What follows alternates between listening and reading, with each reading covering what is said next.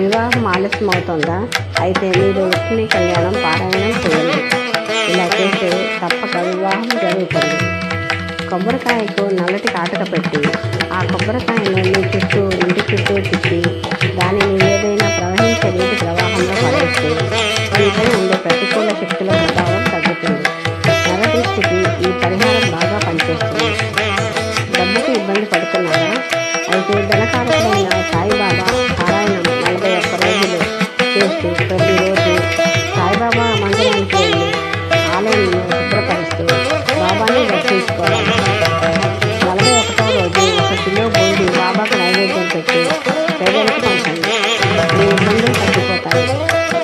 ప్రతి నెలలో ఒక మాస శివరాత్రి రోజున శివునకు ఏకన్యాస రుద్రాభిషేకం చేయండి.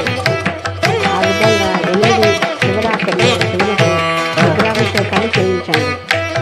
ఇలా చేస్తే మీ ధన ఇబ్బందులు తప్పక తొలగిపోతాయి. ధనము బాగా సంపాదిస్తారు. హనుమాన్ చాలీసాను రోజు పారాయణం చేసి సర్వకార్య సిద్ధి కలుగుతుంది. ధనలాభం కోసం లేదా ఆగిపోయిన డబ్బును తిరిగి పొందడానికి మీరు సప్తముఖి అష్టముఖి రుద్రాక్షిని ధరించాలి. ఈ 2 రుద్రాక్షి ద్వారా మీరు అనుకున్న కోరికలు నెరవేర్చాలి. శుక్రవారం నాడు లక్ష్మీదేవికి తామర పువ్వులను, తెల్లటి వస్త్రాలను, తెలుగు తెల్లని స్వీట్లను సమర్పించి కొబ్బరికాయలు కొట్టి పూజ చేయాలి.